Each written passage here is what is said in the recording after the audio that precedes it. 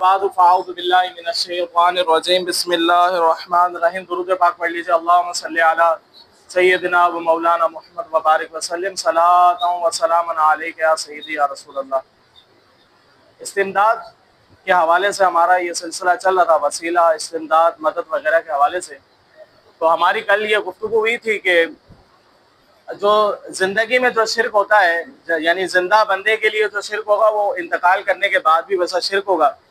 اگر کسی زندہ کی عبادت کی جائے یہ بھی شرک ہے، اور اگر کسی انتقال مردہ کی عبادت کی جائے تو بھی شرک ہے، فرشتے کی عبادت کی جائے تو بھی شرک ہے، اور انبیاء علیہ الصلوۃ والسلام کے حیات میں ان کی عبادت کی جائے تو بھی شرک ہے، اور وصال کے بعد کیا جائے تو بھی جو ہے وہ شرک ہے۔ شرک ہر زمانے میں شرک ہی رہتا ہے، ایسا نہیں کہ شرک تبدیل ہوتا رہا، نہیں۔ آدم علیہ الصلوۃ والسلام سے لے کر نبی کریم صلی اللہ علیہ وسلم تک جو شرک ہے وہ شرک ہی رہا ہے۔ شرک میں کوئی رد و بدل نہ، البتہ شرعی احکام کے اندر جو ہے وہ تبدیلی آتی رہی، وہ بھی اللہ کی طرف سے، لیکن شرک ہر وقت شرک ہی رہا ہے۔ شرک میں کوئی تبدیلی جو ہے وہ کسی طرح کی نہ ہوئی۔ شرک یہی ہے کہ اللہ تبارک ہے، شرک سے مراد شریک ہے، شریک سے مراد اللہ رب العزت جیسا کسی کو سمجھنا، اللہ کے برابر کسی کو سمجھنا، تو یہ شرک ہوتا ہے۔ تو اب اولیاء اللہ سے زندگی کے اندر استمداد، مدد لینا، وہ روحانی طور پر جو مدد کر لیتے ہیں۔ جیسے قرآن کے اندر آصف بن برقیہ کا واقعہ بھی ہے۔ حضرت سلیمان علیہ نبینا علیہ الصلوۃ والسلام نے جو فرمایا کہ ملکہ بلقیس سے آنے سے پہلے جو وہ اس کا تخت یہاں پر لے آیا جائے، تو حضرت سلیمان علیہ الصلوۃ والسلام نے جب یہ کہا، یہ واقعہ کئی مرتبہ بیان بھی ہو چکا ہے، میں صرف واقعے کی طرف جو ہے وہ صرف اشارہ کرتے ہوئے جو ہے وہ آگے چلتے ہیں۔ تو حضرت سلیمان علیہ الصلوۃ والسلام نے فرمایا کہ کون جو ہے وہ تخت کو لے آئے گا، تو آصف بن برقیہ جو پلک جھپکنے سے پہلے وہ تخت جو ہے وہ لے آئے تھے۔ اب پلک جھپکنے سے پہلے آصف بن برقیہ جو تخت لے آئے تھے، وہ اصل میں ان کی روحانی طاقت تھی۔ کیا تھی؟ روحانی طاقت تھی۔ اولیاء اللہ کو اور انبیاء علیہ الصلوۃ والسلام کو روحانی طاقتیں ملی ہوتی ہیں۔ ان روحانی طاقتوں کے ذریعے جو ہے وہ مدد بھی فرماتے، استمداد بھی جو وہ کرتے ہیں۔ تو حضرت سلیمان علیہ الصلوۃ والسلام حالانکہ نبی ہیں، ہونا تو یہ چاہیے، اعتراض تو یہ لازم آتا ہے کہ حضرت سلیمان علیہ الصلوۃ والسلام خود ہی لے آتے، وہ تو نبی ہیں، یہ ان کے امتی ہیں۔ تو انہوں نے کہا کہ کون ہے جو تخت لے آئے گا؟ امتی لے آیا، کیا نبی نہیں لا سکتا؟ تو نبی بھی لا سکتا ہے۔ اصل میں یہاں پر ولی کی شان بیان کرنی تھی کہ اللہ رب العزت کے نبیوں کے پاس تو پاوریں ہیں ہی ہیں، اللہ رب العزت کے اولیاء کے پاس بھی طاقت ہے۔ تو یہ تو اس بات پر دلالت کرتی ہے نا کہ اللہ رب العزت کے اولیاء کرام کے پاس بھی طاقت ہے۔ تو یہ جو طاقتیں ہوتی ہیں، روحانی طاقتیں ہوتی ہے، یہ وصال کے بعد بھی برقرار رہتی ہے۔ وصال ایسا نہیں ہے کہ وصال ہو گیا تو یہ طاقتیں ختم ہو گئی۔ اگر یہ طاقتیں ختم ہو جاتی ہے تو برہان لائی جائے، دلیل لائی جائے ایسی کہ جس کے ذریعے یہ ثابت ہوتا ہو کہ وصال کے بعد جو ان کی طاقتیں جو ختم ہو جاتی ہے، ایسی کوئی دلیل نہیں ہے۔ بلکہ مدد کرنے کے حوالے سے جو اس طرح کی بے شمار جو واقعات ملتے ہیں، وہ انشاءاللہ ہم چلتے چلتے جو انشاءاللہ سنیں گے۔ تو شرک ہر وقت شرک رہے گا، زندگی میں بھی شرک رہے گا، وصال کے بعد بھی شرک رہے گا۔ اگر زندگی کے اندر جو شرک نہیں ہے وہ وصال کے بعد بھی شرک نہیں ہے۔ تو جب زندہ ہو، حیات ہو، مدد طلب کی جا سکتی ہے، تو وصال کے بعد بھی اگر کوئی یہ عقیدہ رکھے کہ اللہ نے ان کو روحانی طاقتیں زندگی کے اندر بھی دی تھی، وصال کے بعد بھی وصال کے بعد بھی وہ طاقتیں موجود ہیں، تو اللہ کی عطا سے وہ مدد کر سکتے ہیں، جبکہ اس کو واجب الوجود اور مستحق عبادت کوئی نہ سمجھتا ہو، تو یہ کبھی بھی کسی بھی زمانے میں شرک نہیں رہا۔ کسی بھی زمانے کے اندر یہ چیز شرک نہ رہی۔ اگر شرک ہوتا قرآن تو واضح فرما دیتا، قرآن میں تو ہر چیز بالکل واضح طور پر جو موجود ہے۔ اگر یہ شرک ہوتا تو قرآن کی آیت موجود ہوتی کہ نبی وصال کے بعد کچھ نہیں کر سکتا، نبی جو ہے وہ ولی جو ہے وہ وصال کے بعد کچھ نہیں کر سکتے، اس طرح کی کوئی دلیل موجود ہے؟ کوئی دلیل نہیں ہے۔ تو زندگی کے اندر جو شرک نہیں ہے، وصال کے بعد بھی جو شرک نہیں ہوگا۔ یہ جو اولیاء اللہ، انبیاء علیہ الصلوۃ والسلام یہ جو مدد فرماتے ہیں، یہ روحانی طور پر مدد فرماتے ہیں، ان کے اندر روحانیت ہوتی ہے، اس روحانیت کے ذریعے وہ مدد فرماتے ہیں۔ تو چلے ہم سنتے ہیں۔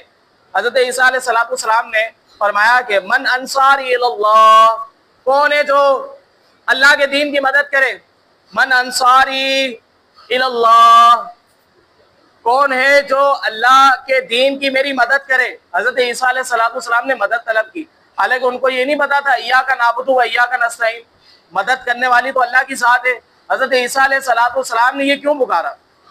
تو پتہ چلا کہ اللہ تبارک و تعالیٰ کی اذن اور اختیار سے مومن کے اندر یہ اللہ رب العزت جو وہ طاقت پیدا کر دیتا ہے کہ مومن جو مدد کرتا ہے، لیکن حقیقتاً وہ جو مدد ہوتی ہے وہ اللہ ہی کی طرف سے ہوتی ہے۔ حقیقتاً جو مدد ہوتی ہے اللہ ہی کی طرف سے ہوتی ہے۔ اگر کسی کا یہ نظریہ عقیدہ ہو کہ وہ اللہ کی طرف سے نہیں ہے تو پھر جو وہ اس پر شدید قسم کا حکم لگے گا، لیکن اگر کوئی یہ سمجھتا ہے کہ اللہ کے بندے ہیں، اللہ کے اذن سے مدد کریں گے، اس پر کبھی بھی شرک لازم نہیں آئے گا۔ تو عیسیٰ علیہ السلام نے فرمایا من انصاری اللہ، کون اللہ کے دین کی خاطر میری مدد کرے گا؟ تو جو مددگار تھے انہوں نے کہا قال الحواریون نحن انصار اللہ، حواریوں نے کہا ہم اللہ کے دین کی مدد کریں گے۔ تو یہ اگرچہ زندگی میں ہے تو زندگی میں جب مدد مانگنا جو جائز ہے، مثال کے بعد بھی جو مدد مانگی جا سکتی ہے، شرک جو ہرگز لازم نہیں آتا۔ اسی طرح فرمایا تعاونوا علی البر والتقوی، نیکی کے کاموں میں ایک دوسرے کی مدد کرو۔ بھائی مدد تو اللہ سے طلب کی جائے نا، ایاک نعبد و ایاک نستعین، تو مدد جب اللہ سے طلب کی جائے تو یہ کیا نیکی کے کاموں میں ایک دوسرے کی مدد کرو؟ بھائی مدد تو اللہ سے مانگنی چاہیے، تو پھر یہاں تو شرک لازم آنا چاہیے۔ نہیں، شرک نہیں ہوگا۔ کیوں نہیں ہوگا؟ وہ اس وجہ سے نہیں ہوگا کہ مسئلہ یہ ہے کہ مومن کی مدد در حقیقت اللہ ہی کی مدد ہے۔ مومن کی حقیقت در حقیقت اللہ ہی کی مدد ہے۔ فرمایا وَلَا تَعَاوَنُوا عَلَى الْإِثْمِ وَالْعُدْوَانِ، اور برائی کے کاموں میں ایک دوسرے کی مدد نہ کرو۔ نیکی کے کاموں میں ایک دوسرے کی مدد کرنی ہے، لیکن برائی کے کاموں میں ایک دوسرے کی مدد نہیں کرنی۔ اسی طرح ایک اور آیت مبارکہ میں، وہ جو ہم نے ربیع الاول شریف کے مہینے کے اندر جو ہم نے یہ آیت مبارکہ سنی تھی، وَإِذَا أَخَذَ اللَّهُ مِيثَاقَ النَّبِيِّينَ، اللہ رب العزت نے تمام انبیاء علیہ السلام کو جمع فرمایا تھا عالم ارواح کے اندر، اور ان سے عہد لیا تھا، وعدہ لیا تھا۔ کیا فرمایا تھا؟ لا تؤمنن به ولا تنصرن، کہ تم ضرور جو اس پر ایمان لانا، ضرور اس کی مدد کرنا۔ یا اللہ مدد تو تو کرنے والا ہے، تو یہ کیا مدد کریں گے؟ ان کے اندر کیا اختیار ہے؟ ان کے اندر تو کوئی طاقت ہی نہیں۔ لیکن اللہ رب العزت خود ارشاد فرما رہا ہے نا کہ ولا تنصرن، اور تم سب ضرور اس کی مدد بھی کرنا۔ تو یہ واضح طور پر ثبوت ہے، واضح طور پر بیان ہے کہ یہ جو مومن کی مدد ہوتی ہے در حقیقت اللہ ہی کی مدد ہوتی ہے، اور اس سے منع کبھی نہیں کیا گیا۔ بتوں سے مدد مانگنے سے منع کیا گیا۔ تو جتنی آیتیں وہ سب بتوں کے بارے میں اٹھا کر نبیوں کے حوالے سے جو وہ لگا دیتے۔ تو بہرحال فرمایا لا تؤمنون به ولا تنصرون، تم ضرور ایمان لانا اس پر، اور ضرور کیا کرنا؟ مدد کرنا۔ تو مدد تو اللہ کرتا ہے، تو یہ بندے کیا مدد کریں گے؟ بندے مدد کریں گے اللہ کے اذن سے کریں گے نا، اللہ کے اختیار سے کریں گے۔ اگر اللہ نے اختیار دیا ہے تو مدد کریں گے، اللہ نے جن کو اختیار نہیں دیا وہ مدد نہیں کر سکتے۔ آگے فرمایا کہ ایک اور آیت مبارکہ میں فرمایا یا ایھا النبی حسبک اللہ، اے نبی آپ کو اللہ کافی ہے۔ اللہ کافی ہے بہت نہیں ہے، لیکن آگے کیا فرمایا؟ فرمایا وَمَنِ اتَّبَعَكَ مِنَ الْمُؤْمِنِينَ، اور جو آپ کے مطیع ہیں، جو فرما بردار ہیں، وہ بھی آپ کے لیے کافی ہے۔ تو اللہ تو کافی ہے، لیکن نبی کریم صلی اللہ علیہ وسلم کے جو ایمان لائے اور نبی کریم صلی اللہ علیہ وسلم کی جو اطاعت کرتے ہیں، وہ بھی رسول اللہ کو کافی ہے۔ تو کتنی مطلب یہ ہے کہ اللہ کافی ہے، یقیناً ہے، لیکن یہ بھی تو قرآن کی آیت ہے، مومنین بھی کیا ہے؟ کافی ہے۔ تو کچھ اس پر اعتراض کرتے ہیں، وہ کہتے ہیں اللہ ہی کافی ہے۔ بھائی اللہ ہی کافی ہو تو ہے ہی ہے، کافی ہے، یقیناً اللہ ہی کافی ہے، لیکن آیاتوں کا تو انکار نہ کیا جائے نا۔ پوری آیت یہ ہے آگے وَمَنِ اتَّبَعَكَ مِنَ الْمُؤْمِنِينَ، اور جو آپ کی پیروی کرے وہ بھی آپ کو کافی ہے۔ یہ بھی کتنی واضح بیان جو ہے وہ ثبوت ہے۔ اسی طرح فرمایا فَإِنَّ اللَّهَ هُوَ مَوْلَاهُ وَجِبْرِيلُ وَصَالِحُ الْمُؤْمِنِينَ، بے شک جبرائیل بھی مددگار ہے، فَإِنَّ اللَّهَ، پس بے شک اللہ بھی مددگار ہے، وَجِبْرِيلُ، اور جبریل بھی مددگار ہے، وَصَالِحُ الْمُؤْمِنِينَ، اور مومنین بھی جو مددگار ہیں، وَالْمَلَائِكَةُ بَعْدَ ذَلِكَ ظَهِيرٌ، بعد میں فرشتوں کی مدد ہے، یعنی فرشتے بھی جو وہ کیا ہے؟ مددگار ہے۔ تو مدد تو اللہ کرتا ہے، تو یہ کیا مدد کریں گے؟